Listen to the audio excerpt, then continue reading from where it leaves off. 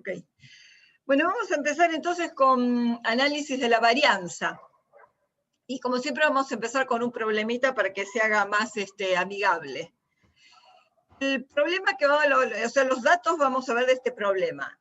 Es una figura que se les da a pacientes que llegan a un instituto, falta de memoria, se olvidan de las cosas. Entonces, lo que se hace es, se les ofrece esta figura para que la reproduzcan varias veces sin límite de tiempo, para que se familiaricen.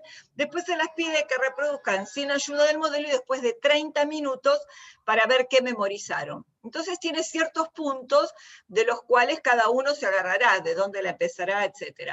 Y tiene 36 puntos críticos.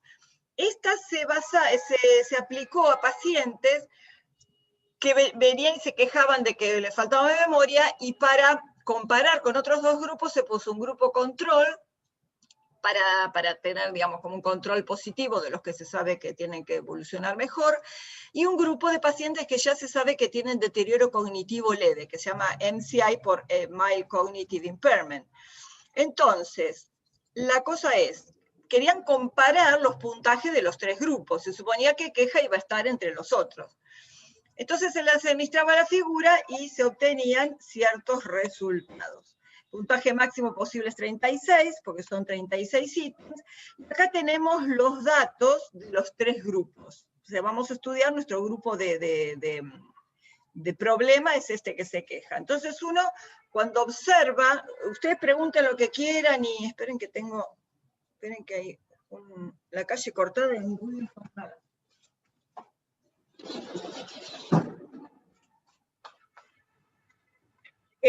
Bueno, entonces uno observa estos datos y observa ciertas cosas que llaman la atención, ve que los controles tienen puntajes en general más elevados, queja anda por el medio y MCI anda más abajo. Hay algunos puntos que llaman la atención, que después los vamos a ver en los gráficos, van a llamar. Dos puntos raros son este y este, ¿no? Los controles que tienen un puntaje raramente bajo y este deterioro que tiene un puntaje extrañamente alto para su grupo. Después les voy a mostrar cómo se dispone la base de datos para hacerlo en Infostat. Acuérdense que alguien me preguntó que no podía hacer los problemas, un problema que tenían una dificultad para hacerlo, y es que como estas muestras son tres grupos que son independientes, van a tener que estar dispuestos en una columna de la variable de respuesta, que en nuestro caso es el puntaje, y otra columna con la variable categórica que indica el grupo.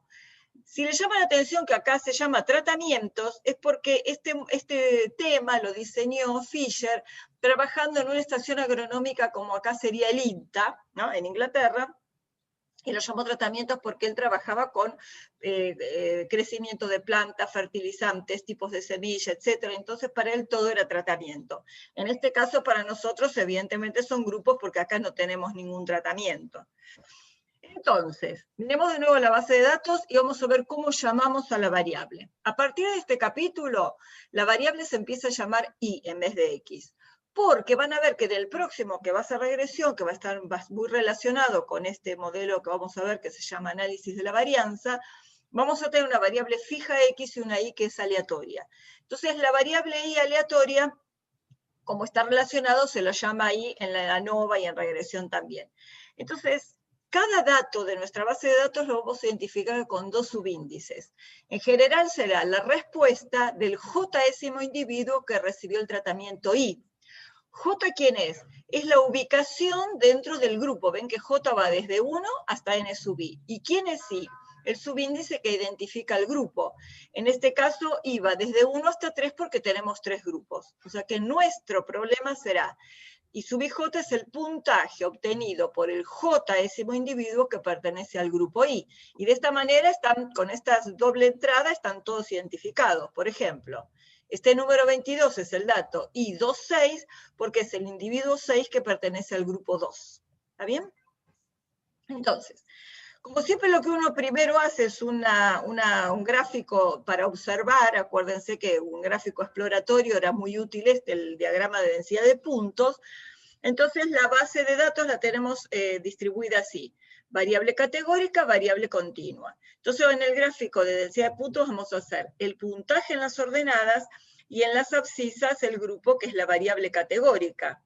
Entonces vemos los controles un poco por arriba, queja un poco por el medio, datos repetidos, MCI medio para abajo, y este punto, que era el que tenía un dato de 27 en MCI, y este punto que era un dato de 18 en los controles. ¿Ok? Eso por ahora nos llama la atención, después lo vamos a mirar. Entonces este es el gráfico de densidad de puntos, para la variable mandan puntaje, para la variable de clasificación mandan el grupo. Gráfico exploratorio que nos permite ver qué los esperamos. Entonces uno se pregunta, ¿son los tres grupos, tienen el mismo puntaje? O uno podría afirmar con una pequeña probabilidad de error que las medias no son las mismas en las tres poblaciones. Acuérdense que siempre nuestra pequeña probabilidad de error va a ser el nivel de significación que fijemos, y el que calculemos en los datos va a ser el p-valor. Si uno llegara a demostrar que no todos los grupos tienen la misma media, o sea, si hay diferencias, nos vamos a preguntar cuáles son los grupos que difieren en sus valores medios de puntaje. Y uno se pregunta, ¿por qué no hago un test de student por cada par de medias que estoy comparando? Si quiero comparar, ¿cuántas tengo? Fíjense. Vamos a ver. Bueno, vamos de a poco. ¿Cuántas medias de a pares puedo, cómo las puedo agrupar? Tres medias de a pares. Evidentemente son tres. Voy a comparar mu1 con mu2, puedo comparar mu1 con mu3 y mu2 con mu3. ¿Y cómo llego a ese número? Porque es un número combinatorio de tres medias tomadas en grupos de a2. Y eso era, si se acuerdan de binomial, factorial de 3 dividido factorial de 2 por factorial de 3 menos 2. Esto es 3 por 2, acá 3 menos 2 es 1, factorial de 2, simplificamos y me queda tres formas posibles que tengo de ubicar tres medias de a pares. Evidentemente son estas tres. Y en general, que nos va a permitir simplificar la forma y acordársela un poco más fácil, como tenemos en general y medias tomadas de a 2, acá I va a ser la cantidad de grupos, y 2 siempre va a ser 2 porque las voy a querer comparar de a pares en algún momento. Entonces eso va a ser factorial de I sobre factorial de 2 por factorial de I menos 2. Si acá desarrollo, tengo I por I menos 1 por I menos 2, y me paro acá porque en este punto voy a poder simplificar este con este, y me va a quedar I por I menos 1 sobre 2. Entonces, si yo quiero comparar las medias de 4 tratamientos, voy a tener ¿cuántas de a pares? 4 por 3, 12, dividido 2, 6. Si quiero comparar de a 5, 5 por 4, 20, dividido 2, 10. Y ven cómo va aumentando la cantidad de comparaciones de a pares cuando yo sumo un tratamiento. Entonces, tenemos tres hipótesis en nuestro caso. Entonces uno se pregunta, ¿cuál es la probabilidad de que rechacemos incorrectamente alguna de ellas, una o más? En otras palabras, ¿cuál es la probabilidad de cometer al menos un error de tipo 1? Para cada hipótesis uno fija un nivel de significación alfa. Y yo digo, si hago un test de student por cada par de muestras, cada par de medias a comparar, y cada una tiene un nivel de significación alfa, digamos, del 5%, pero yo comparo una con 2, una con 3, 2 con 3, estoy haciendo 3 comparaciones. Entonces, fíjense, quiero calcular ahora, en base a esto, cuál es la probabilidad de que la variable número de hipótesis incorrectamente rechazadas, o sea, con probabilidad de equivocarme del 5%, tome un valor mayor o igual que 1. ¿Ok? Y eso es la probabilidad de que esta variable, que es el número de hipótesis incorrectamente rechazadas, tome un valor mayor o igual que 1, es 1 menos la probabilidad de que x sea menor que 1. Y eso es 1 menos la probabilidad de que x tome el valor 0. Ahora, ¿cuál es la probabilidad de que x tome el valor 0? La probabilidad de que x tome el valor 0 es la probabilidad alfa a la 0 por probabilidad de 1 menos alfa al cubo. ¿Ok? Es como si uno hiciera una binomial. Entonces esto va a ser 1 menos alfa elevado al cubo, pero 1 menos alfa es 0,95, si alfa era el 5%, y cuando hago esta cuenta me da un nivel de significación para todas las comparaciones de 14%. Y yo me quedo tranquilo y formando 5%, pero estoy cometiendo un error de 14%, si hiciera un test de student por cada par de medias. Y peor todavía, si en vez de ser 3 fuera 5, lo que dijimos que eran 10 comparaciones posibles, yo acá en vez de elevar al cubo, voy a estar elevando a la décima. Y cuando haga la cuenta voy a tener un error del 40%. No se van a acordar de esta fórmula, pero sepan que el error va a aumentar un montón. Entonces, corolario de esto, yo no puedo hacer un test de student por cada par de medias. Esperen que voy a ver si se me va la barra de tareas. Bueno. Yo entonces necesito, ¿ustedes no ven la barra de tareas? ¿Ven el texto acá abajo? No sé cómo sacarla, el otro día se iba automática. Bueno, entonces necesitamos un método que permita calcular la probabilidad. ¿El texto que está en negro y naranja? No, una barra azul que tiene todos los iconos, ¿la ven ustedes o no? Sí, pero no molesta. ¿No molesta? Porque falta un pedacito del texto. Bueno, no importa. Bueno. No lo puedo sacar. Necesitamos un método que permita calcular la probabilidad de cometer error de tipo 1 para la hipótesis nula de igualdad entre las y medias. Esperen, ahora hice el mío. Entonces, tiene que ser otro método. No puede ser un test de student por cada par de medias. Entonces, Fisher diseñó ese método y lo llamó análisis de varianza. Vamos a ver de qué se trata. Esta tabla ya la vimos, nuestra tabla de datos. Y en la definición de la variable, vamos a escribir lo que se llama el modelo. Cuando en un examen se le pida modelo, análisis, varianza, ustedes tienen que escribir esto, todo lo que vamos a poner ahora. ¿Qué quiere decir que I sub IJ es igual a mu sub I más EIJ, más un error? Siempre este es el error. Fíjense, si no existiera error, todos los controles, ¿por qué no valdrían lo mismo? Si no hubiera ningún error, todos los individuos controles fueran clones unos de otros, todos tendrían el mismo puntaje. Y ese puntaje sería igual a mu sub I para todos. Todos serían iguales a mu sub 1, toda la población de controles. ¿Por qué no son todos iguales a mu sub 1? Porque hay un error aleatorio que el experimentador no puede controlar, por más que haya elegido individuos de mismas edades, mismo nivel educativo, etcétera. Hay un montón de factores que pueden influir acá que hacen que no todos sean iguales. Y no todos son iguales porque está este error aleatorio. Si acá en vez de ser un puntaje es una medición de un metabolito, puede haber un montón de errores adosados a esta variabilidad que sean debido, no sé, a temperatura ambiente, diferencia, un error de pipeteo en un reactivo, un voltaje del aparato de lectura, 1000 cosas que no puedo controlar. Acá lo mismo. Esto cada UI sub IJ será igual a mu sub 2 más un error, y así para cada grupo, ¿no? O sea que este es el modelo de análisis de varianza. ¿Qué supuestos voy a hacer?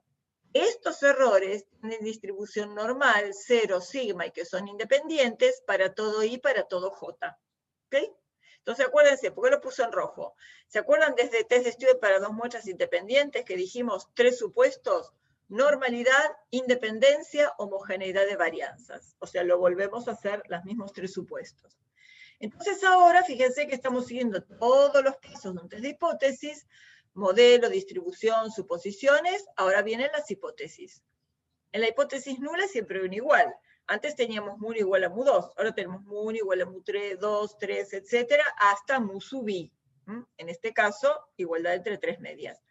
La alternativa, ojo, como la enuncian, no es mu1 distinto de mu2, mu distinto de mu3. Es que no todas las mu sub I son iguales. Porque todas sean distintas es solo una de la posibilidad que tengo de la hipótesis alternativa como complementaria a la nula. Pueden ser dos medias iguales y distintas de la otra. Entonces, la verdadera alternativa es que no todas las mu sub I son iguales. La respuesta media, mu sub I, además, nos va a servir para otra cosa, por eso vamos a decir de qué se trata. A cada mu sub I la puedo escribir como una suma de una respuesta media mu general, donde ¿qué sería mu general? Sería la media de todas las poblaciones juntas de control, queja y deterioro, promediadas todas sin importar el grupo de pertenencia. Eso sería mu, la media general.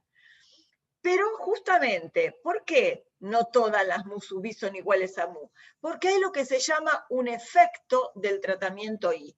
Ese efecto es cuánto se distancia la media mu sub I de una media general. Cuanto más distintas sean las mu sub I, más distinto va a ser ese efecto. Ok, entonces, como mu sub I la podemos escribir como mu más alfa I, o sea, la podemos escribir como la media general más un efecto del grupo que hace que esa mu sub I sea distinta de mu. ¿Está bien? O sea que el efecto del tratamiento del grupo I va a ser mu sub I menos mu y mide la distancia que hay entre mu sub I y la media general. Entonces, Yo puedo escribir este mismo modelo, si dije que mu sub i era mu más alfa i, lo puedo escribir de esta manera, con los mismos supuestos de los errores, normales, cero sigma, independientes. Bueno, para todo i, para todo j, no importa, eso va siempre. Y entonces, esperen que no me acuerdo qué tanto, esperen un cachito, a ver si puedo, bueno, voy a poner presentación desde acá, a ver si puedo sacar la barra. Bueno, entonces tengo todos los supuestos que no son fundamentales, por eso no importa tanto. Acá. Entonces fíjense, si yo escribí el modelo como mu más alfa i más los errores, ¿qué me decía esta hipótesis nula? Que todas las mu eran iguales, todas las mu sub i eran iguales. Pero fíjense que si todas las mu sub i son iguales, son todas iguales a mu. ¿Y eso qué quiere decir? Si todas estas mu sub i son iguales a mu, quiere decir que todos los efectos valen cero. Entonces, si lo escribo así, la hipótesis será alfa 1 igual alfa 2 igual alfa sub i, todas iguales a cero. Contra la alternativa, alguno de los alfa i distinto de cero. Es otra forma de escribir el modelo. Profe, sí, dale, pregunta. me mareé. Mu ¿Sí? es la media general sin importar el grupo y mu sub i es de cada grupo, ¿no? La media de cada grupo o tratamiento. Entonces, si todas las mu sub i son iguales, todas son iguales a mu. Si vos promedias todas cosas iguales, son todas iguales con el valor constante mu. Entonces, ¿qué hace que cada mu sub i se aparte de mu? El efecto que tiene ese grupo de apartarse de la media general. Por eso, si todas son iguales, quiere decir que si todas estas son iguales a mu sub i menos mu es lo mismo que mu menos mu, y va a ser cero para todos los tratamientos o grupos. O sea que la hipótesis la puedes plantear en términos de que todos los efectos de todos los grupos valen cero. Eso es lo mismo que decir que todas las mu sub i son iguales.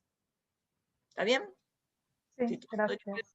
esta diferencia va a ser cero para todo tratamiento. Entonces, como Fisher analizó las causas o fuentes de variación, vamos a analizar esas causas. Él hizo la comparación después de las medias correspondientes en función de estas causas de variación. Entonces, vamos a empezar en una que ya analizamos. ¿Por qué todos los individuos de un mismo grupo no tienen los mismos valores de la variable de respuesta? ¿Por qué todos los controles no son iguales? ¿Por qué todos los quejas no son iguales? ¿Por qué todos los MCI no son iguales? Justamente porque ahí, dentro de cada grupo, subyace esa variabilidad que el experimentador no puede controlar, porque no todos son clones, porque no todas las reacciones químicas que preparemos van a dar exactamente el mismo valor. Entonces ahí es donde yacen las diferencias individuales, errores de medición de la variable, efecto del medio ambiente, de la temperatura, de la humedad, del estado anímico del individuo que hizo la encuesta, etc. O sea, es la variación no controlada y o no controlable. ¿Qué diferencia hay entre controlada y controlable? Controlable es que no tiene posibilidad de controlarla, porque es el error aleatorio que no puede controlar. Y no controlada podría llegar a ser que a lo mejor esa variabilidad que hay dentro de un grupo se deba a una diferencia, por ejemplo, en nivel educativo o grupo etario, o sexo, o lo que sea. Entonces el experimentador puede decir, si yo tengo diferencias porque tengo individuos de distinto grupo etario, ¿qué hago? Clasifico en grupo etario y hago una división en el otro sentido, en grupos y en grupo etario. Y entonces ahí yo le estoy controlando, porque estoy considerando la variabilidad que va a haber entre los distintos grupos etarios. ¿Está bien? Ahora hay otra causa de variación en nuestra base de datos. ¿Cuál es? ¿Por qué no tienen todos los mismos valores de la variable de respuesta los individuos de diferentes grupos? ¿Por qué? Justamente esta diferencia que va a haber, la variabilidad entre los distintos grupos, es la que se debe a la que el experimentador justamente está controlando, porque él es el que clasificó en grupo o en tratamiento diferente. Entonces yo clasifiqué en grupo presuponiendo que ya voy a tratar de encontrar, espero encontrar una diferencia en las medias de algún grupo. Entonces tengo una variación que hay dentro del grupo y una variación entre el grupo. Una variación dentro del tratamiento, una variación entre los tratamientos. Y esta es la clave del análisis que vamos a hacer después. Analizar esas causas de variación. Para plantear esa diferencia, esos planteos de causa de variación, vamos a ver algunas notaciones que vamos a usar. ¿Quién es n? Es el número total de individuos de nuestra base de datos. Es la sumatoria de los n sub i. Si yo creo que tenía 7 controles, 8 quejas, 7 deterioros, 7 y 7, 14 y 8, 22 datos. Es el n total de mi base de datos. Este sub i es el total de las respuestas del tratamiento i. Es el total de los controles, t sub 1, el total de los quejas, t sub 2, el total de los deterioros, t sub 3. ¿Ok? T sub i está identificado por el número de tratamiento. ¿Quién es I sub i punto barra? ¿A quién llamo I sub i punto barra? Fíjense, es la media muestral del tratamiento I. O sea, si yo ya tengo el total del tratamiento I y lo divido por el tamaño de muestra, voy a tener la media del grupo o tratamiento.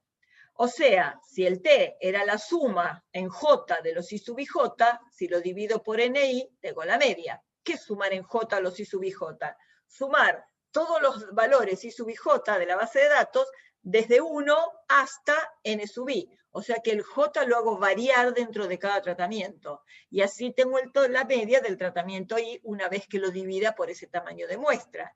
Y entonces, ¿por qué tengo el subíndice I y no tengo el J y en el lugar del J tengo un punto?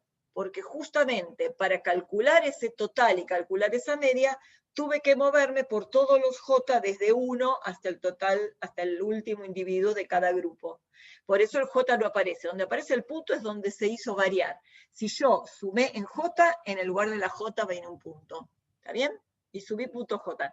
Acá ya sabemos cómo vamos a obtener la media del grupo, pero si yo hubiera tenido el grupo y el grupo etario, hubiera tenido un I sub punto J barra que hubiera sido cuando yo variaba el tratamiento, la media del grupo etario de tal a tal año.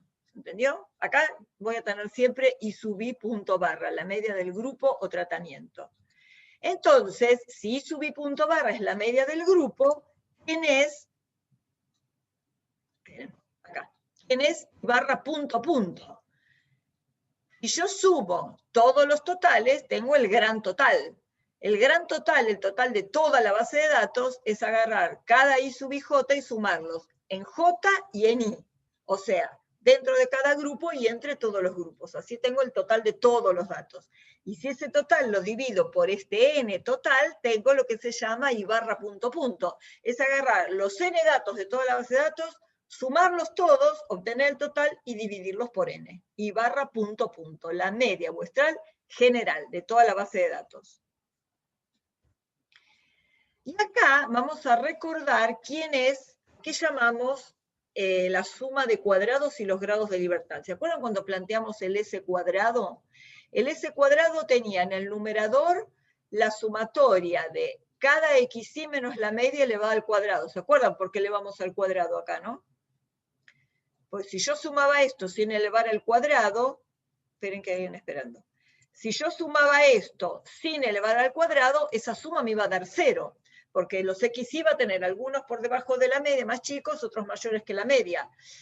Si hacía esa suma, se compensaban negativos con positivos y daba 0, por eso elevamos al cuadrado. Ese numerador, esa suma de estas diferencias al cuadrado, era la suma de cuadrados. Los grados de libertad eran n-1, ¿se acuerdan por qué era la cantidad de datos menos 1? Porque era la cantidad de datos, la cantidad de diferencias respecto de una media. O sea, con n datos yo estimaba una media. ¿Está bien? La cantidad de datos menos, la cantidad total de datos n menos la media que estaba estimando. El desvío de x y datos respecto de una media general. Por eso eran n-1. Esto lo vamos a usarlo mucho ahora. Se los dije en su momento, lo de suma de cuadrados sobre grados de libertad, y esto se llama cuadrado medio. Y este era el estimador de la varianza poblacional. El S cuadrado. Y además vimos que además era estimador insesgado, porque la esperanza del S cuadrado era igual a sigma cuadrado. Entonces, volvemos a tener la base de datos, la misma que mostré, en un Excel. Los T sub i, si se paran acá y le piden la suma, es la suma de todos los I sub i J. 166 es la suma de todos los I sub i J cuando I vale 2. 102 es la suma de los I sub i J cuando I vale 3. Y si yo sumo en I, los T sub I, voy a tener el total, el 466, lo que Wiener llama el gran total. ¿Quién es la suma de los I sub I j cuadrado sumado en J? Es sumar desde J igual a 1 hasta N sub I, para cada tratamiento, cada uno de estos primero elevados al cuadrado y después sumados. O sea, 5.800 es 18 al cuadrado más 35 al cuadrado, etc. Si yo sumo en I, voy a tener la suma de los I sub I j cuadrado. Después sobre esta fórmula vamos a volver cuando desarrollemos las sumas de cuadrado. Bueno, NI es la suma de esta cantidad de datos, 8 es la suma de esto, 8 son 7 datos, 22 en total. Estos son las varianzas de cada grupo y estos son las medias. Estos datos los pueden obtener ustedes tranquilamente si meten los 7 datos en la calculadora y usan el modo estadística. Meten los 7 datos. La suma de los x es esto, la suma de los x cuadrado es esto, el n es esto es el sigma n, el s o sigma n menos 1 elevado al cuadrado, y esto es la media. Después sacan esto, ponen los otros, obtienen, y después sumando en i, tienen estos datos, que después lo vamos a usar. Bueno, vamos a hacer la partición de la variación total. Miren. Si yo tomo cada uno de estos datos, le resto la media general, esta media general, ¿qué es? Es este total, 466, dividido el n total. 21,18 es el promedio de todos estos datos. Si yo hago cada i sub i j menos la media general, tengo como si fuera la primera componente que usaba en el s cuadrado. Sería esto, ¿no? Sería, en vez de x menos x barra, estoy haciendo todos los i menos i barra. Esperen. Acá. Todos los i menos i barra. Fijémonos ahora. Esa es la variación de todos los datos respecto de su media general. Pero habíamos dicho que estos datos tenían dos causas de variación, la que transcurría dentro del tratamiento y la que transcurría entre los tratamientos. Entonces, si yo a cada i sub i j le resto la media del tratamiento, ¿qué estoy haciendo? Esto menos la media, todos estos menos la media. ¿Qué variabilidad estoy haciendo cuando hago i sub i j menos i sub i punto barra? La variación que hay dentro de cada tratamiento. Lo mismo para queja, lo mismo para deterioro. ¿Se entiende eso? Cada i sub i j, su desvío respecto a su media. ¿Y qué pasa si yo hago así? Cada media de cada grupo respecto de la media general. Estas distancias de las medias a la media general. ¿Qué variación estoy midiendo acá? ¿Qué tan diferentes son las medias? ¿Qué tanto se desvían respecto de la media general? O sea que acá estoy haciendo la variación entre tratamientos. ¿Entendió esas restas cómo son? Ahora, yo no puedo simplemente acá sumar, porque si yo sumo esto, ¿qué pasaría? ¿Qué pasaría si sumo todos estos desvíos? ¿Qué pasa si yo sumo acá todos estos desvíos?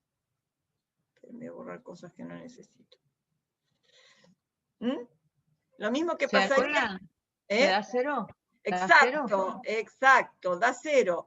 Porque lo mismo que dijimos antes, como si yo hiciera la suma de los x menos x barra sin elevar al cuadrado, me da cero. Para todos estos me daría cero. Entonces yo lo que tengo que hacer es plantear una suma de cuadrados.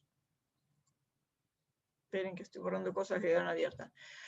Una suma de cuadrados tengo que hacer. Entonces, esto tengo que elevarlo al cuadrado antes de sumarlo, para analizar las variabilidades. Ahora, fíjense, si yo elevo al cuadrado y sumo, ¿qué tengo que hacer con esto?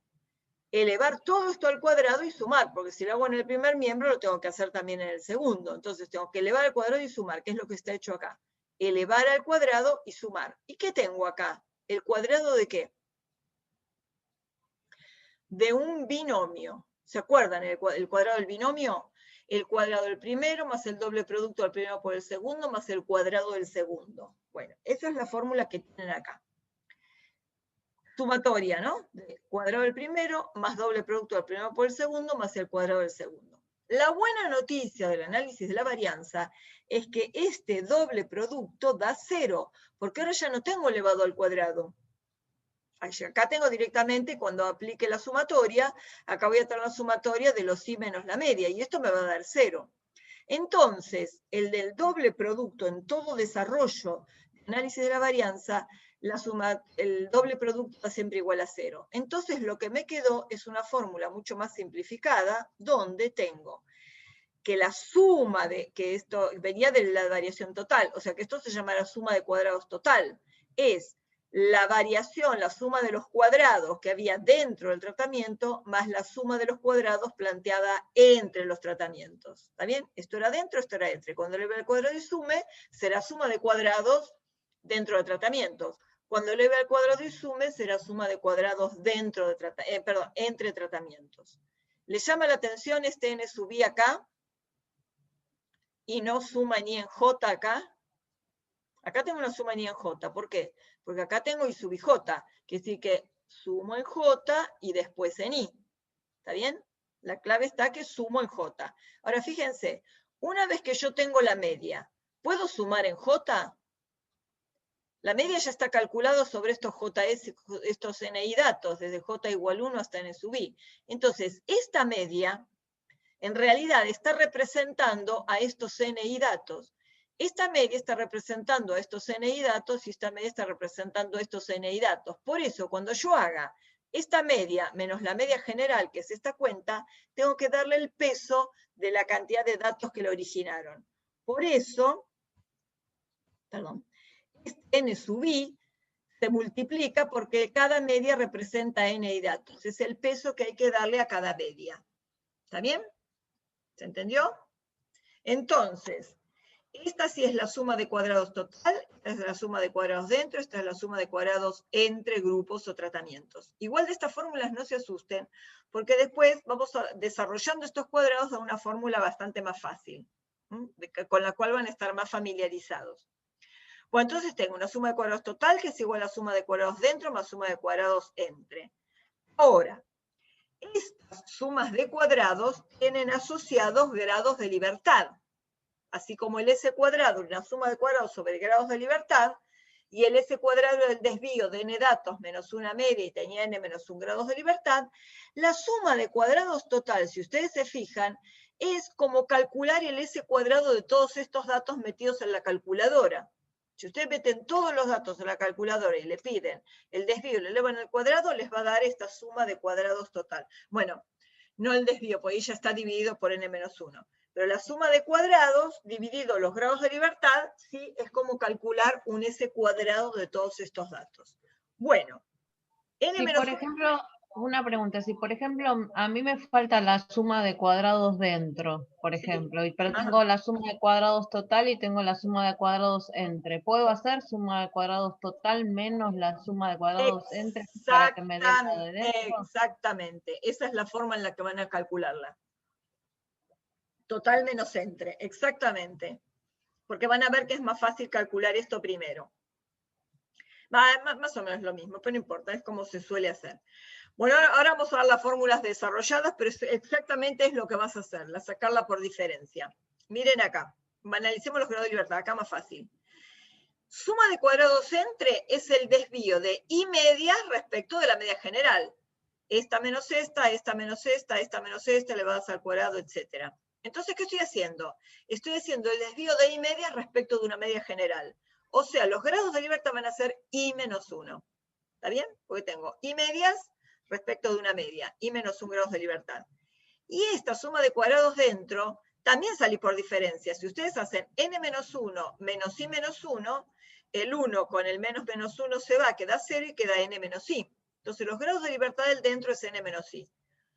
Como esta suma de cuadrados dentro, ya vimos que la variabilidad que había acá dentro era la varianza que el experimentador no podía controlar, esto, cuando hagamos el cociente, este va a ser el estimador de la varianza no controlable del experimentador, el error más puro que subyace en mis datos, el que no puedo controlar más. Entonces, como regla general van a ver que cuando calculen los grados de libertad de cualquier estimador de la varianza, en general va a ser n menos la cantidad de parámetros que están estimando. Con estos n datos yo estoy estimando 3 parámetros, la media mu1, la media mu2, la media mu3. Entonces los grados de libertad del error van a ser n menos la cantidad de parámetros, que en este caso son las i medias. que sus respectivos estimadores son la sub I punto barra, obviamente, ¿no? Bien, entonces ya tenemos suma de cuadrados y grados de libertad. Quiere decir que ahora podemos plantear los cuadrados medios, que son los reales estimadores de la varianza, los cuadrados medios. Entonces, el cuadrado medio entre va a ser la suma de cuadrados entre dividido I menos 1.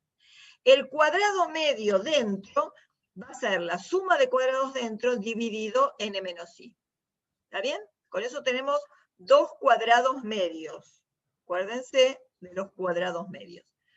Dijimos que el cuadrado medio dentro era el estimador de la varianza, el estimador de sigma cuadrado. Y esta fórmula es interesante. A ver si a alguno le suena esta fórmula. ¿A alguno le suena conocido a esta fórmula? ¿Cuántos sumandos tengo acá arriba? I, porque estoy sumando I veces, ¿no? ¿Qué forma tienen estos sumandos del numerador?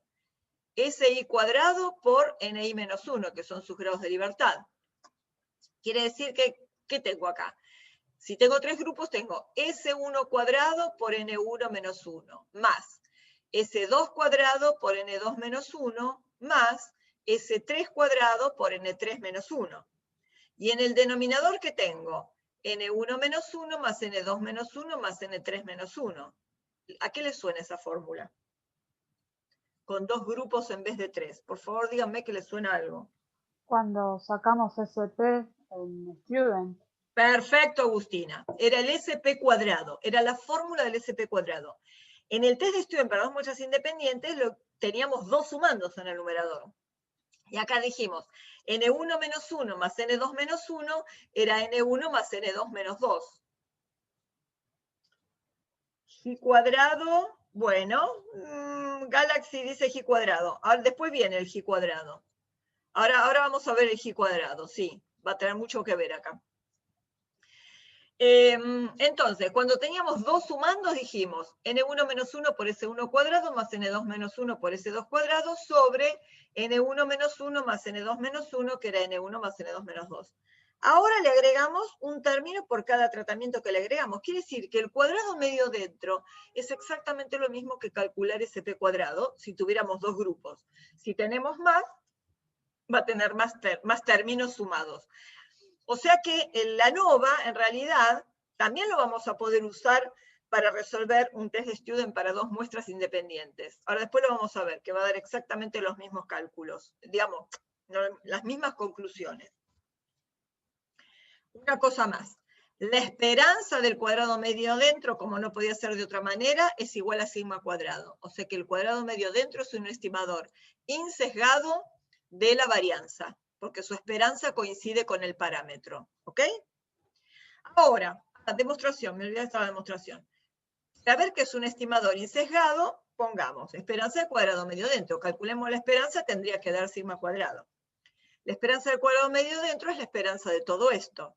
Y acá tengo suma de NI menos 1, que es N1 más N2 menos 2. En realidad es N menos I, ¿no? Pues si tengo dos grupos, N1 más N2 menos 2 es N menos I. O sea que esto es una constante. ¿Está bien? Porque esto no es ninguna variable, es una constante. Entonces la constante sale afuera de la esperanza. Afuera de la esperanza sale 1 sobre la sumatoria de NI menos 1. Por la esperanza de esta suma, lo que me quedó en el numerador. Ahora,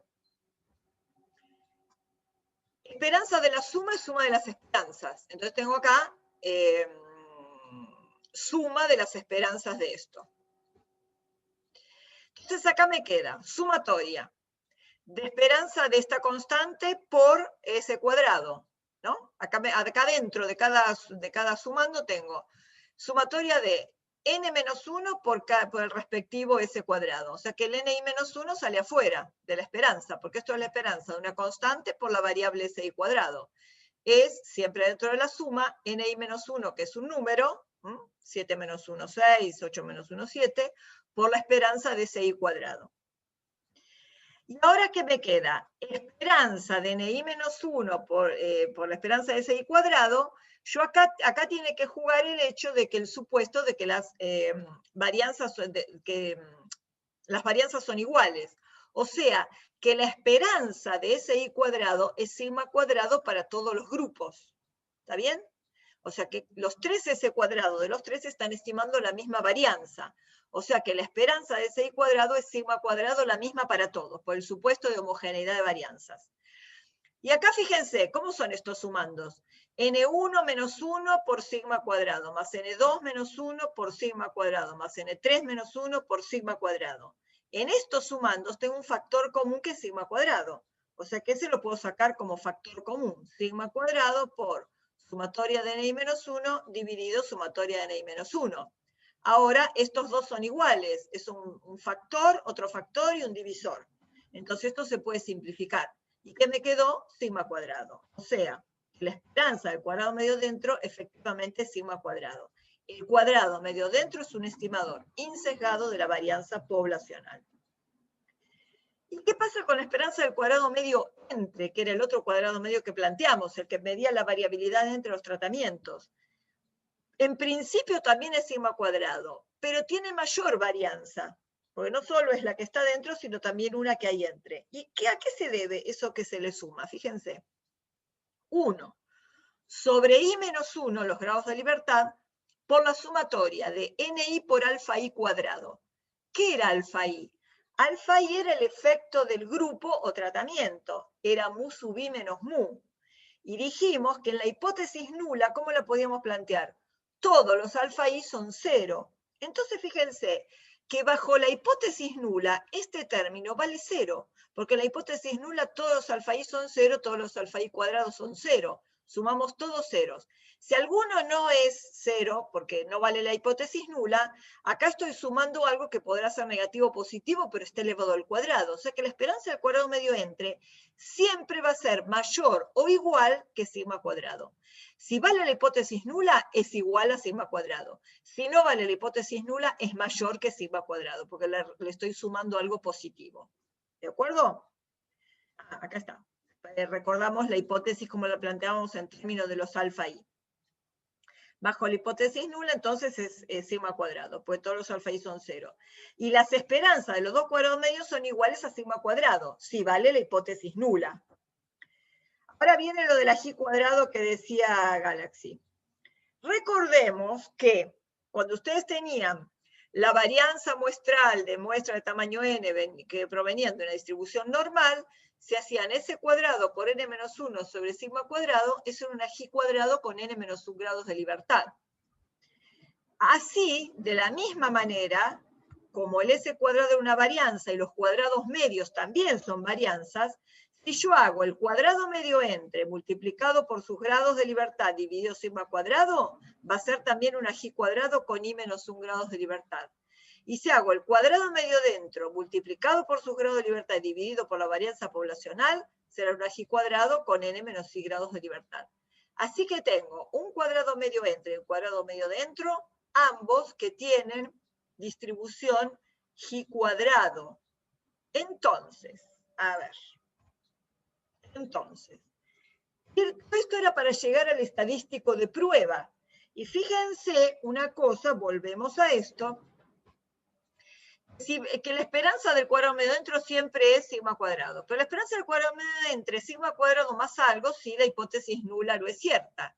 Entonces fíjense que cuando la hipótesis nula sea verdadera, el cuadrado medio entre y dentro van a ser parecidos, porque la esperanza vale lo mismo. Y si la hipótesis nula es falsa, la esperanza del cuadrado medio entre es mayor. Y a su vez ellos intervienen en distribuciones G cuadrado. ¿Qué idea les da para el estadístico de prueba? Acuérdense que el estadístico de prueba me detecta, es un termómetro que salta cuando la hipótesis nula es falsa. ¿Cuándo va a saltar que la hipótesis nula es falsa acá? Cuando este sea mucho mayor que el cuadrado medio dentro, ¿verdad? ¿Sí? Pues su esperanza va a ser mayor que el cuadrado medio dentro. Pero yo voy a tener que calcular una probabilidad de error de tipo 1. O sea que eso va a involucrar una probabilidad. Entonces tengo dos estadísticos con distribución G cuadrado y voy a tener que calcular la probabilidad de error de tipo 1. ¿En qué distribución meto juntos a dos estadísticos que tienen distribución G cuadrado? A ver. Antes de que lo devele, ¿qué distribución le suena? Les tendría que sonar también por cómo se llama, por quién diseñó la ANOVA. Fisher. Bien, muy bien, señorita, Fisher. Entonces, como voy a plantear un estadístico que va a tener la distribución de Fisher, voy a hacer cociente de silenciate, Galaxy, que después cuando querés decir algo, ponete de nuevo el sonido. Como voy a llevarlo a una Fisher, voy a hacer cocientes de G cuadrados divididos sus grados de libertad. Y el entre va al numerador porque tiene una esperanza mayor que el dentro. Entonces va a ser cuadrado medio entre por I menos 1 sobre sigma cuadrado. Ya vimos que esto era una G cuadrado con I menos 1 grados de libertad. La divido por sus grados de libertad. En el denominador voy a tener el cuadrado medio dentro con sus grados de libertad, es una G cuadrado con n menos i, y la voy a dividir por sus grados de libertad. Entonces, simplifico grados de libertad en el numerador y el denominador. ¿Y esto por qué lo simplifiqué, sigma cuadrado? ¿Por qué lo pueden simplificar? Si los puedo simplificar, este está en el numerador, este está en el denominador, lo simplifico porque son iguales. ¿Y qué me decía que eran iguales? La suposición de homogeneidad de varianzas. Por eso, después vamos a poner a prueba la suposición de homogeneidad de varianzas. ¿Ok? Entonces, el estadístico de prueba va a ser el cuadrado medio entre sobre el cuadrado medio dentro. Y tendrá una distribución f con i menos 1 en el numerador, n menos i en el denominador, bajo h0. Y voy a rechazar la correspondiente hipótesis nula de que en nuestro caso que las tres medias son iguales, en general que las i medias son iguales, si este estadístico f resulta ser mayor que f alfa i menos 1 n menos i. El valor de la Fisher con i menos 1 y n menos i que deje en su cola un área alfa. Esta es una situación, digamos, hasta divertida acá, para analizar por qué voy a poner un cuadrado medio entre el numerador y el dentro del denominador. Supongamos que la hipótesis nula es falsa. Acá están dibujadas tres series de datos, con los respectivos datos negritos de la primera muestra alrededor de su media, los celestes alrededor de su media, el cuadradito rojo, y los verdes alrededor de su media, el cuadrito rojo. Y barra punto a punto, la media de todos los datos, está como en este triangulito azul. Entonces, fíjense, yo acá, estas distancias me miden la variabilidad dentro, la variabilidad dentro y la variabilidad dentro. Y la variabilidad entre, ¿qué me las miden? Las distancias de las medias a la media general. Estas están tan separadas que la variabilidad entre las medias a la media general va a ser mayor que la variabilidad de los datos respecto a sus respectivas medias. O sea que acá el cuadrado medio entre va a ser mucho mayor que el dentro. ¿Ok?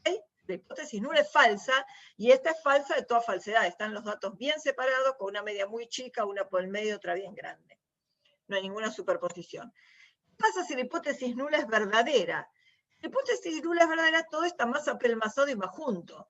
Estos datos alrededor del cuadrito rojo miden el dentro, los celestes respecto al rojo miden el dentro, y los verdes respecto al rojo miden el dentro. Acá hay más variabilidad. Y fíjense, los cuadritos rojos al triángulo azul miden el entre. Acá parecería que hasta el entre es menor que el dentro. Medio difícil, pero bueno, podría llegar a darse. Acá el cuadrado medio entre no es mucho mayor que el dentro. Acá es más o menos parecido. ¿Está bien? Porque si entre las medias no hay diferencias, entre las medias poblacionales no hay diferencias, ustedes esperan que todas las poblaciones estén muy juntas. Entonces, la variabilidad que va a haber entre va a ser parecida a la variabilidad que hay dentro. No va a haber efecto de las medias que haga que este cuadrado medio entre sea mayor que el dentro. O sea que esto justifica también que tengamos un entre en el numerador y un dentro en el denominador. Cuando ustedes calculan todos esos datos de cuadrados medios, etcétera, los datos se vuelcan en lo que se llama tabla del análisis de la varianza. Esto son una sigla por Analysis of Variance en inglés. Tabla de la ANOVA. Tiene estas columnas: fuente de variación y todas las causas, entre, dentro y total. Fíjense que acá hay una línea más oscura que es una suma. Entre, dentro, entre más dentro es total. Suma de cuadrados, los numeradores de los cuadrados medios. Suma de cuadrados entre, suma de cuadrados dentro, suma de cuadrados total. Grados de libertad, i menos 1, n menos i, n menos 1. Si ustedes suman acá, esto más esto suma esto más esto suma esto. Acá ya no hay línea de suma. Cada cuadrado medio se calcula dividiendo la suma de cuadrados dividido sus grados de libertad. Acá lo mismo. suma de cuadrados sobre los grados de libertad. Y el estadístico de prueba va a ser el cuadrado medio entre dividido el cuadrado medio dentro. Falta una columna acá, que es el Infostat la va a dar, todos los software la dan, que es el p-valor. Entonces, ¿cuál sería ese p-valor, la P del test? El P, podría ponerle acá, corregir por p-valor. Algunos lo llaman p mayúscula, otros lo llaman p-valor. La p-valor del test, el p-valor del test es la probabilidad exacta de cometer error de tipo 1, como siempre. Es la probabilidad exacta de equivocarme si rechazo la hipótesis nula. Y acuérdense que el p-valor era el área en la zona de rechazo a partir del estadístico de prueba. O sea que si el estadístico de prueba es este, cuadrado medio entre sobre dentro, el p-valor va a ser el área que va a haber en la cola de la Fisher con estos grados de libertad a la derecha de este valor. ¿Ven? Es la probabilidad de que una f i menos 1 n menos i tenga un valor mayor o igual que el f muestral, que es este. O sea, el área a la derecha del estadístico de prueba calculado. Acá les puse de nuevo la tablita de Excel para que vean el desarrollo de los cálculos y que son muy fáciles. Esta suma de cuadrados totales es una fórmula desarrollada de la que vimos antes, de la suma de los i sub i j menos i barra punto a punto elevado al cuadrado. Si desarrollan esos cuadrados les queda suma en i en j de los i sub i j cuadrado menos, está un término de corrección c, que es el total al cuadrado dividido n, t cuadrado sobre n. Y la suma de cuadrados entre va a ser la suma en i, o sea, para los tratamientos, de cada ti cuadrado dividido ni, menos el término de corrección. Y como dijo Alejandra, la suma de cuadrados dentro la vamos a obtener como suma de cuadrados total menos suma de cuadrados entre. ¿Ok? Entonces, vamos a mirar acá la suma de cuadrados total. La suma de los i sub i j cuadrado es esta. Acá tienen la suma en j de los cuadrados. ¿Cómo calculan todos estos datos? Les dije, ¿no? Asegúrense que la memoria de la calculadora está en 0, la memoria de la estadística lo ponen en modo estadística, 18 enter, 35 enter, 29 enter, etcétera, hasta llegar al 25. Metan los datos de la muestra 1.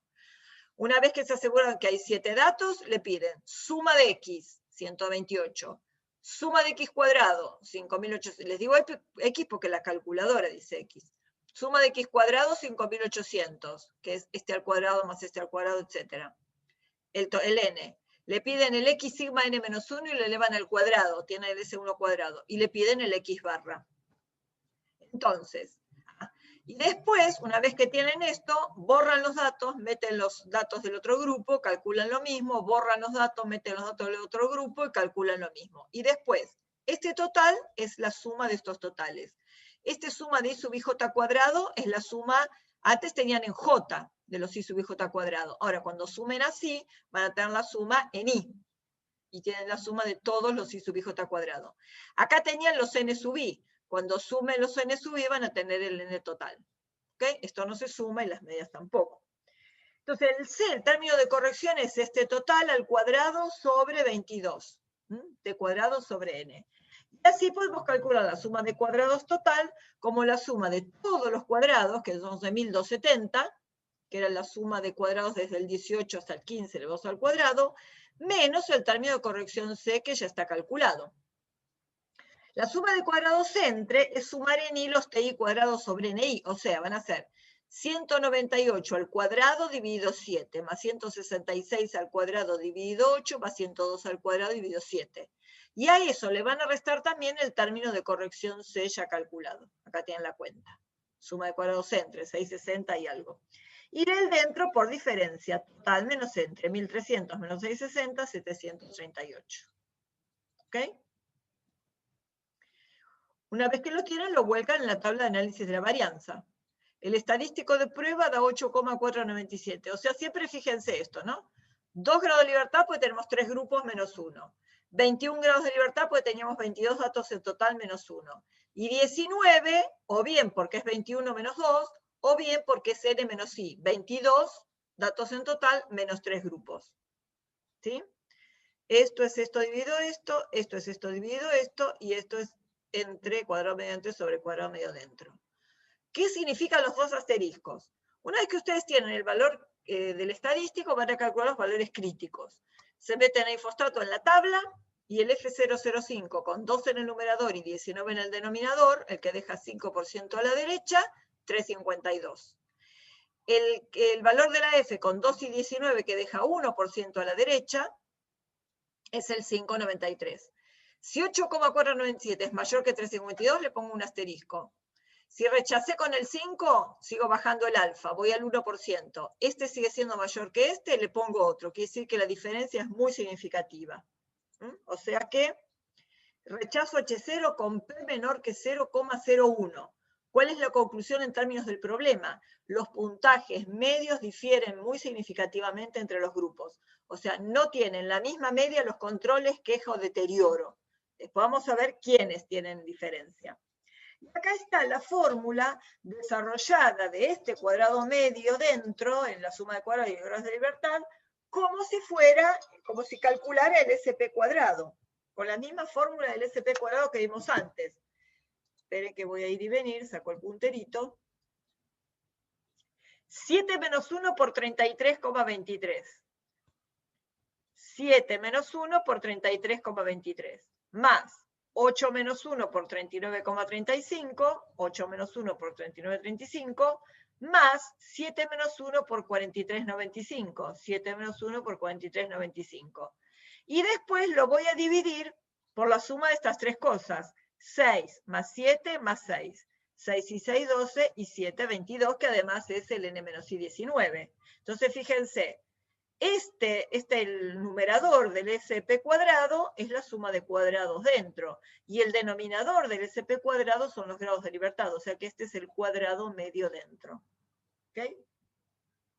Ahí tienen identificado. Algunas particularidades del análisis de varianza que tienen en una diapositiva. El estadístico F no cambia si se hace una transformación lineal a los datos.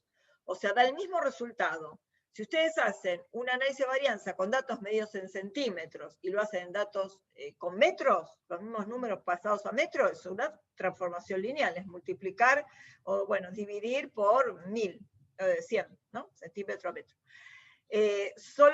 Acuérdense que combinación lineal es meter en la ecuación en una recta, hacer AX más B.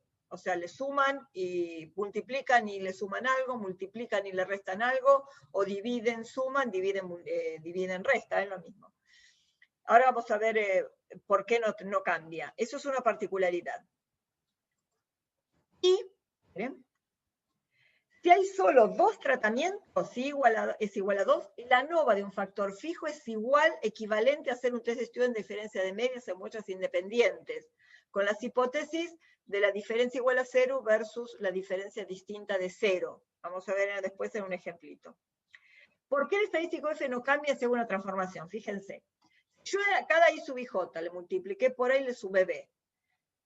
Y eso lo llamo I', IJ, la variable transformada. Si yo calculo el cuadrado medio entre la variable transformada, el cuadrado medio entre es una varianza. Por propiedades de la varianza va a ser A cuadrado por el cuadrado medio entre de la variable original. Si yo calculo el cuadrado medio dentro de la variable, dentro de la variable transformada, es otra varianza, va a ser A cuadrado por propiedades de la varianza por el cuadrado medio dentro de la variable original, antes de transformar. Y ahora, ¿cuál es mi estadístico? Cuadrado medio entre sobre cuadrado medio dentro. Es el F', ¿no? Con la variable transformada. Pero va a ser lo mismo que yo divida acá. Divido miembro a miembro. A cuadrado por esto sobre A cuadrado por esto. A cuadrado se simplifica porque es la misma constante en los dos. Y me quedó cuadrado medio entre sobre dentro, o sea, me quedó igual al F. Los cuadrados medios van a cambiar en la misma constante. Por eso, cuando ustedes hagan el estadístico de la variable transformada, va a ser exactamente igual al estadístico de la variable original. ¿De acuerdo? Y la segunda propiedad, que la ANOVA es equivalente al test de Student, ¿recuerdan el test de Student para dos muestras independientes? Cuando hicimos con la hormona. Teníamos hormona A, hormona B, 10 plantas para cada una, bueno, la estadística descriptiva. Nos había dado un estadístico de menos 2,1957, 18 grados de libertad, y el p-valor nos había dado 0,0415, ¿se acuerdan? Decidimos que no era lo mismo las dos hormonas para el crecimiento medio de las plantas, porque nos daba un p-valor menor que 0,05. Miren si yo esa misma base de datos, que era la variable respuesta y la identificación de la hormona, la resuelvo con el análisis de la varianza. Acá tenemos la salida del análisis de la varianza. Todavía no lo vimos en la Infostat, pero bueno, es lo mismo. Vamos a ver esta, después vemos la otra. Les da una descriptiva de la variable. ¿Cuál es la variable? Acá se llamaba aumento de la longitud. Aumento de longitud. Les da el n total, 20, 10 más 10, 20. Esto lo vamos a ver más adelante. Les da un primer renglón que se llama modelo. Nosotros vimos lo mismo, pero estas tres de abajo. Este modelo, en el análisis de varianza de un factor, como vemos nosotros, coincide con el segundo renglón, así que este primero no lo den bola porque es exactamente igual a este. Cambiaría si tuviéramos otro factor de clasificación, pero en el ANOVA de un factor es lo mismo. Entonces tenemos hormona, es entre grupos, entre las hormonas, 33,8 la suma de cuadrados. 1 grado de libertad. El cuadrado medio entre hormonas, 33,8.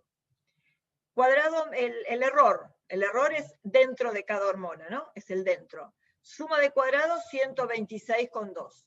Grados de libertad, 18, porque teníamos 20 menos 2, 18, los 2 grados de libertad, n menos i. Cuadrado medio, 7,0111. Era, acuérdense, acá no está, porque tenemos las varianzas originales, pero acuérdense cuando nosotros hicimos el promedio en la clase anterior, promediamos estos dos, ¿se acuerdan? Hicimos el promedio pesado, vimos que era lo mismo que hacer el promedio simple, porque los n's eran iguales, y el SP cuadrado nos había dado 7,011. Si vuelven a la diapositiva del práctico anterior, lo van a encontrar. Bueno, total, 19 grados de libertad, eso es lo mismo, fíjense. Entre hormonas, ¿por qué un solo grado de libertad? Porque tenemos 2 hormonas menos 1, 1. Del error, 20 datos en total, menos 2, porque el I vale 2, 18. Y grados de libertad totales, 10 más 10, 20, menos 1, 19. Y fíjense que los grados de libertad 18 son los mismos y que el p-valor es exactamente el mismo. Y con los estadísticos de prueba, ¿qué propiedad había? El estadístico de prueba de la T. Fíjense que esta T tiene 18 grados de libertad y esta F tiene 1 y 18. ¿Se acuerdan la propiedad, no? Que dijimos que lo íbamos a volver a ver. Que una T al cuadrado era lo mismo que una F1N. T con n grados de libertad al cuadrado era una F1N. Ven que da exactamente lo mismo y miren el estadístico de prueba. El T, que es menos 2,1957, si lo elevo al cuadrado me da 4,8211, que es el de la F. ¿Ok? O sea que esto va a ser siempre equivalente. Ustedes pueden hacer un test T metiéndose en el ANOVA perfectamente y va a dar exactamente el mismo resultado, el mismo p-valor. ¿De acuerdo? Bueno, ¿cómo lo vamos a hacer en Infostat? Variable de respuesta, puntaje, variable categórica, grupo. Listo. Una columna del grupo, otra variable. Van a estadísticas, análisis de la varianza. ¿Dónde está acá? Estadísticas, análisis de la varianza. Pasan la variable puntaje, que es la dependiente, y la variable grupo, que es la de clasificación. Le dan a aceptar. Cuando le dan a aceptar, aparece esto. Ustedes van a tildar todo acá. Residuos, predichos, estudiantizados y absolutos. Los residuos y los predichos se agregan a la base de datos. Y ahora vamos a ver a qué llamamos residuo. ¿Hasta acá alguna pregunta? ¿Vamos bien? Bueno, ¿a qué llamamos residuo? Acá y en cualquier modelo estadístico, residuo va a ser el valor observado de una variable menos el valor esperado o predicho según el modelo. ¿Ok? El nuestro siempre va a ser, acá lo llamamos I sub IJ, va a ser I sub IJ menos el predicho. El predicho es el sombrero, el I sombrero, el I esperado por el modelo de análisis de la varianza. Vamos a ver cuál es el predicho acá. El modelo era este, ¿no? ¿Se acuerdan? I sub IJ igual a mu sub I va a ser error, los errores normales, cero sigma, independiente. Este es el modelo de ANOVA. Vamos a calcular el valor esperado, predicho. Hacemos la esperanza de I sub IJ. La esperanza de I sub IJ, que es el valor esperado o predicho por el modelo, es solo mu sub I. ¿Por qué? Porque mu sub I es una constante y la esperanza de los errores es 0, porque este es 0. O sea que el valor esperado es mu sub I. Pero nosotros no podemos calcular mu sub I. ¿Con quién estimamos a mu sub I? I sub I punto barra, con la media muestral. I sub I punto barra es el estimador de mu sub I. ¿Ok? Con la media del grupo, estimamos la media poblacional de todo el grupo. De acá está despejado el error. El error, mu sub i pasa restando y es i sub ij menos mu sub i. ¿Ok? O sea que el error es cuánto se distancia. ¿Qué dijimos? Que si el error fuera 0, todas las i serían iguales a la media. Bueno, justamente, como este error no es 0, las i sub i no son todas iguales a mu sub i. Hay un cierto error. Si este error fuera 0, todos los i sub i serían iguales a mu, todos los individuos serían clones unos de otros y todos nos darían el mismo puntaje si pertenecieran al mismo grupo. Entonces, ¿cómo estimo yo estos errores? Con el i sub ij, que es el observado, menos el esperado, el estimado de mu sub i, o sea, menos i sub i punto barra. Y este se llama el residuo, porque es el observado menos el esperado. Este es residuo.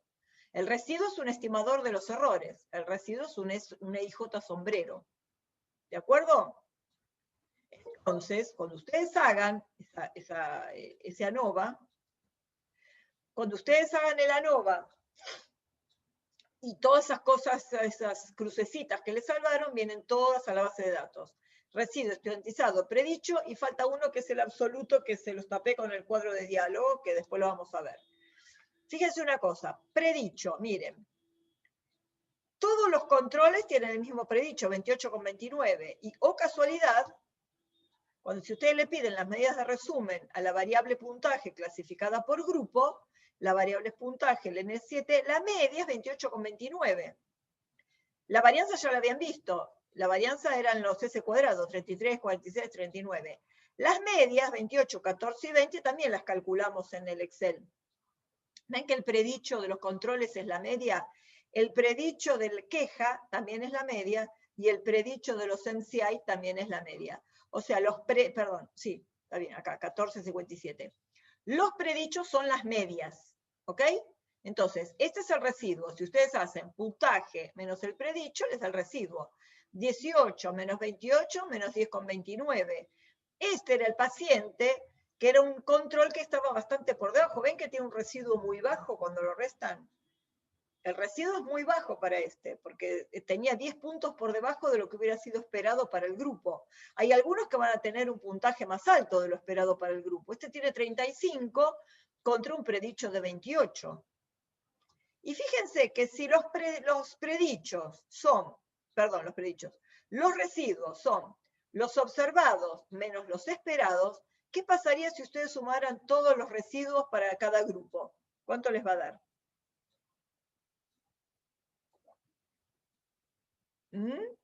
A ver, ¿quién se anima? Si yo hiciera todas estas sumas de estas diferencias, cada i menos el predicho, o sea, estoy haciendo la suma de los residuos.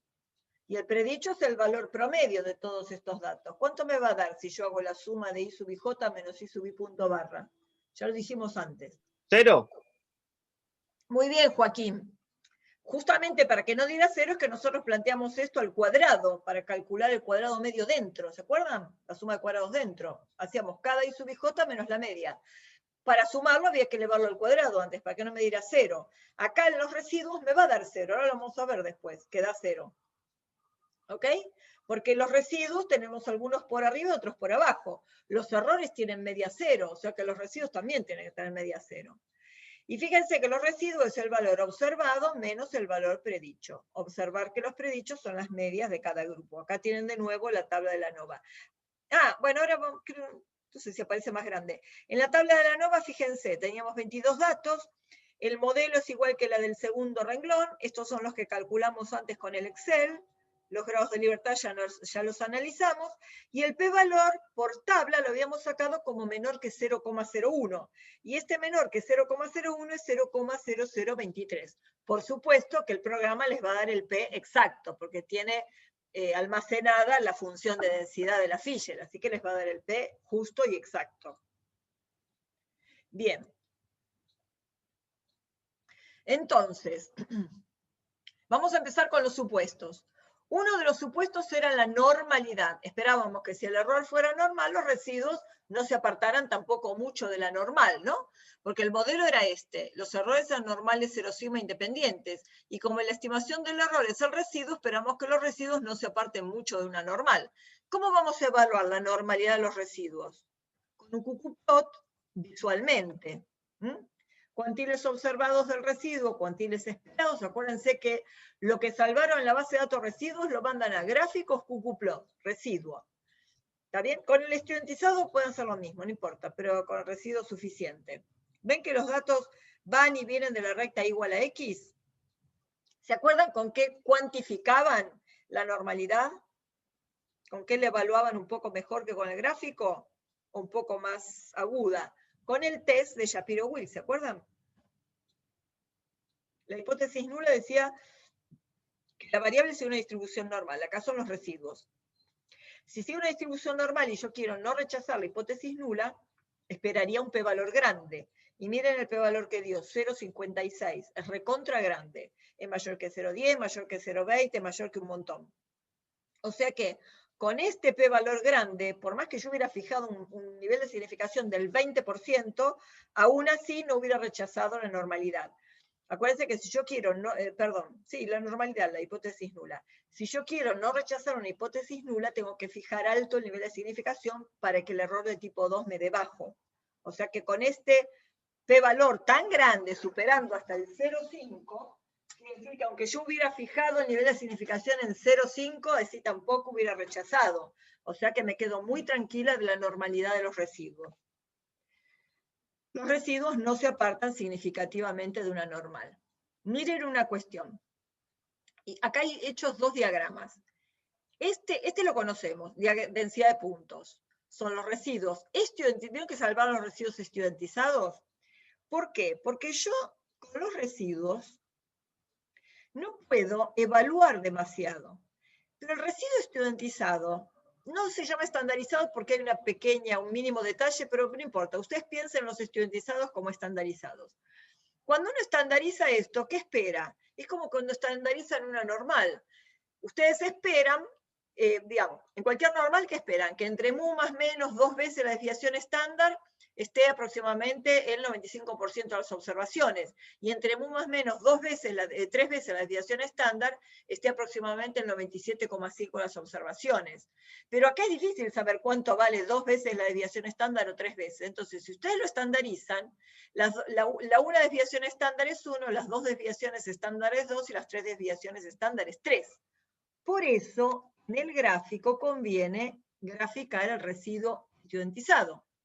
Entonces, si yo hago un diagrama de densidad de puntos con residuo estudiantizado en función del grupo, ¿qué tengo que observar acá? Bueno, básicamente la homogeneidad, la que habíamos visto con la variable, también con los residuos, la homogeneidad de las varianzas. Acá tenemos control, queja y MCI, y tenemos, fíjense, este es el 0, la línea verde son los 2 desvíos, y la línea roja son los 3. Hay un punto que se va más allá de los 2 desvíos, pero no de los 3, así que no es grave. Pero ¿quién era este? Este era el paciente con MCI que tenía un puntaje un poco alto para lo esperado dentro de su grupo. ¿Se acuerdan que tenía una media de 17? No miramos el residuo, pero si vamos a la base de datos, el residuo de este paciente que tiene 27 es 12,43. Está 12 puntos por arriba de su esperado de 14,57. Vuelvo acá al gráfico. ¿Para qué me sirve este gráfico? Este gráfico es lo mismo que este, pero acá en la abscisa, digamos, este es un diagrama de dispersión, no es un diagrama exploratorio de densidad de puntos. ¿Qué diferencias hay?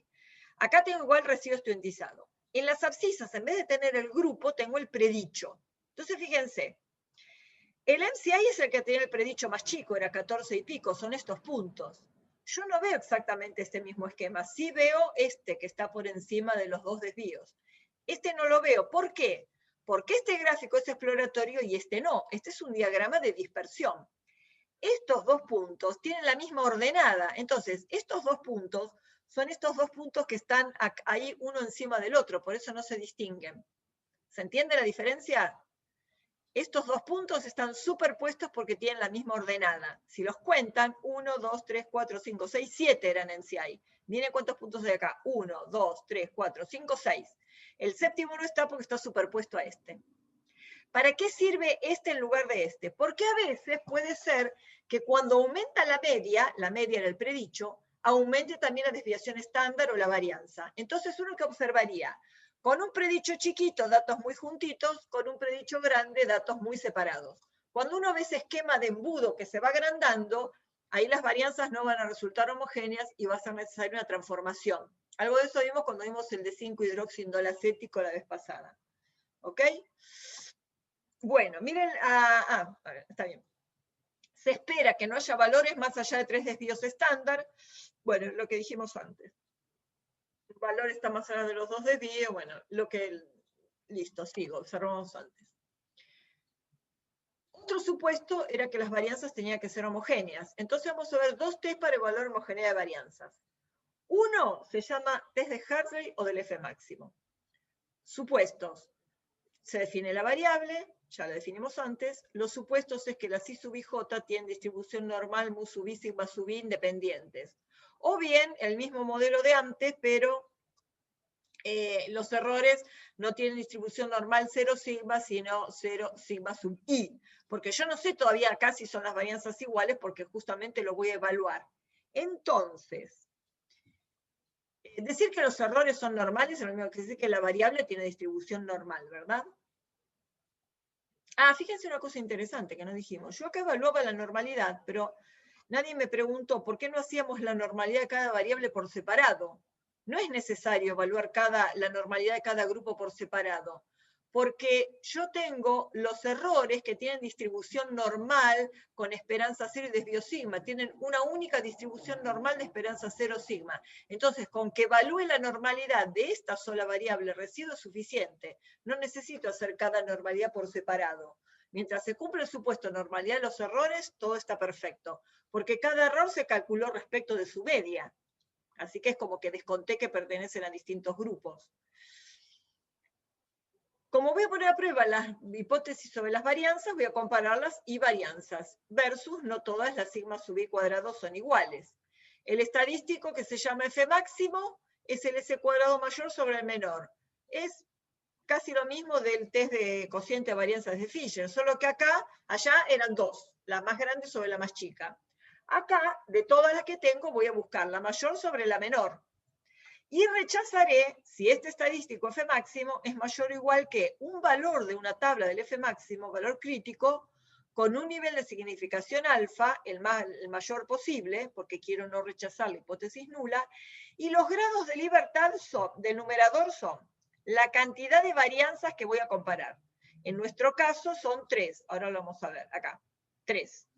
En el denominador son los grados de libertad de cada una de estas varianzas. Si todas tuvieran tamaños de muestra iguales, todos iguales a J, los grados de libertad serían J-1. Pero yo tengo, en una tenía 7, en otra 8 y en otra 7. Si todas fueran 7, serían 7 menos 1, 6. Si todas fueran 8, sería 8 menos 1, 7. Entonces estoy entre 6 y 7. Fíjense. Una forma es calcular una media que se llama media armónica, que la vamos a ver después en uno de los test a posteriori. Pero acá queremos hacer una comparación rápida. No es necesario calcular esa media armónica, que en definitiva la vamos a aproximar a uno de los dos, y nos va a dar lo mismo. Fíjense lo siguiente. Si todos los NI no son iguales a J, yo acá no tengo un J menos 1. Entonces, cuando uno tiene que hacer una aproximación, ¿a quién aproxima? A la situación más desfavorable, para asegurarse que la realidad es mejor, más creíble. ¿Cuál es la situación más desfavorable en este caso? Si yo quiero no rechazar la hipótesis nula, lo peor sería tener tamaños de muestra más grandes, porque cuanto más grande el tamaño de muestra, más rechazo. Entonces, ¿cuál es la situación más desfavorable? ¿Que todos tuvieran tamaño 7 o que todas las muestras tuvieran tamaño 8? En este caso, que todas las muestras tuvieran tamaño 8. Si aún teniendo todas las muestras un tamaño 8 hipotético, no rechazo la homogeneidad de varianzas, menos la rechazaría si todas muestras tuvieran tamaño 7. Entonces hago de cuenta que todas tienen tamaño 8 y mi grado de libertad van a ser 7. ¿Está bien? Lo más probable es que ni siquiera haya diferencia si toman 7 o toman 6. Pero mejor aproximar al tamaño de muestra más grande, con el cual yo rechazaría más. Entonces, aproximo a 8 todos los n, el grado de libertad van a ser 8 menos 1, 7, y entonces el valor de la tabla del F máximo, que es una de las últimas que tienen, si no la última, van a buscar en el numerador los 3 grados de libertad. En el denominador, los 7, 8 menos 1, 7. Y fíjense que tienen dos valores de alfa, de nivel de significación. Son 5% y 1%. Lamentablemente no hay del 10%. Entonces los dos elijan el más grande, 5%. O sea que el valor crítico para el 5%, 3 en el numerador y 7 en el denominador, es 6,94. Como el estadístico, el S cuadrado más grande de los tres era, perdón,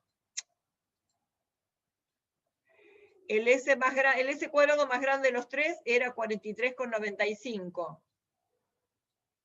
Era este, ¿no? Y el más chico era el 33,23. Hago 43,95 menos 3,23, da 1,32. El 1,32 no es mayor que 6,94, no se rechaza la hipótesis nula, no hay evidencia suficiente que las varianzas sean heterogéneas. O sea, me quedo con la hipótesis de homogeneidad de varianzas. Hay otro test para evaluar la homogeneidad de varianzas, que es el test de Levene. Este lo pueden, mecanizar un poco más, porque lo pueden hacer con el Infostat. Bueno, supuestos los mismos, con la sigma sub i, la hipótesis la misma. Y fíjense una cosa interesante. ¿Se acuerdan que miramos nosotros los residuos, no? Acá tenemos el residuo en función del predicho. Residuo, no estudiantizado. El residuo en función del predicho. Acá les puse los puntos que están encimados, ¿se acuerdan? El número 18 y 22 de la base de datos, y acá tienen el 14 y el 15 que tienen la misma ordenada. Fíjense que nosotros observamos con la variable, con los residuos, que la distribución de los datos era bastante homogénea. Homogénea me refiero no a sus medias, a ubicación, sino a sus variabilidades. Esta variabilidad es más o menos homogénea como más o menos homogénea con esta. ¿De acuerdo? Entonces, ¿qué dijo Levene? Si yo quiero comparar el promedio de estos datos con el promedio de estos datos con el promedio de estos datos, soné. ¿Por qué? Todo el promedio de esos datos. Ya dijimos que iban a dar 0. Las medias dan 0, las sumas daban 0, y las varianzas dan iguales que las de la variable, ¿no? Pero ven que acá todos se distribuyen aleatoriamente alrededor del 0. Pero Levene dijo, yo no me importa comparar así, yo quiero comparar variabilidades. Entonces, o sea, las medias de los valores de los residuos. Entonces, ¿qué pasa? Si yo paso este 20 acá arriba, este número 17 lo paso acá arriba, y este número 21 lo paso acá arriba. Van a estar más o menos en este rango. ¿Qué pasa si paso este acá arriba? ¿Qué pasa si paso estos acá arriba? Van a andar por acá. Y si paso estos acá arriba, van a andar por acá. Y van a ser bastante homogéneos también. Pero ahora todo, allá no existen, no van a existir valores negativos, porque pasarlos arriba implica tomar el valor absoluto. Y el gráfico, si yo paso al valor absoluto, son estos. Fíjense, el 20 pasó acá, el 17 pasó acá por acá abajo. Y ahora si miramos estos tres, estos grupos no tienen media 0, porque eran todos valores absolutos. Pero fíjense las medias. 4, 4, 5. Control es este porque tiene el predicho más grande, el de 20. Tiene una media de 4. MCI es el que tiene el predicho más chiquito. Tiene una media de 4,20. Y queja es el que tiene el predicho por el medio, que era 20 y pico, y tiene una media de 5. ¿La media de quién? De los residuos absolutos. ¿Ok? Esta es medida de resumen de la variable residuo. Perdón, esta es de la variable residuo. Y esta es la medida descriptiva de los residuos absolutos, después de tomar el valor absoluto. Entonces, acá las medias valen 0 para los tres grupos. Acá las medias no valen 0, pero son bastante homogéneos. Bueno, no son homogéneas las medias, ¿no? Pero los valores son homogéneos en los tres grupos. Entonces, Levene dice, voy a comparar estos números con estos números con estos números, porque no tendría que rechazar la hipótesis de que la media de estas tres series de datos sean iguales de las medias de los residuos absolutos. Entonces, ¿qué es hacer el test de Levene? Como voy a comparar tres grupos, es hacer un análisis de la varianza.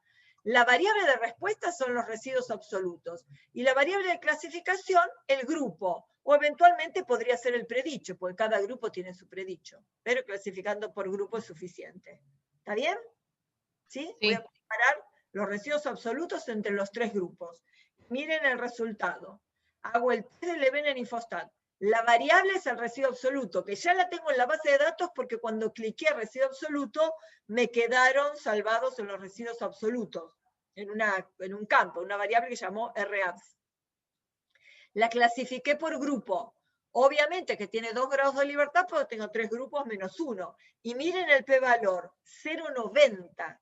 O sea, son tan homogéneos que el p-valor me dio recontra inmenso, un p-valor de 0,90. Ni loco rechazaría que los residuos son homogéneos, o sea que las varianzas son iguales. Las variabilidades de los 3 grupos son iguales. O sea, con un p-valor de 0,90, no rechazo ni aunque hubiera fijado el nivel de significación en 80 o 90%. No rechazaríamos ni loco.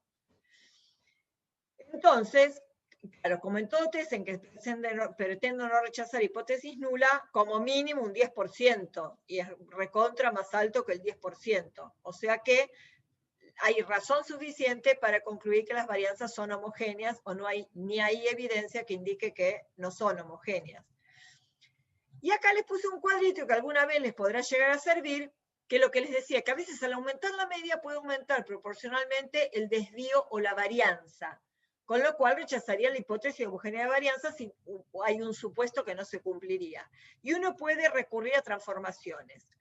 Si lo que es proporcional es el desvío respecto a la media, se suele tomar logaritmos.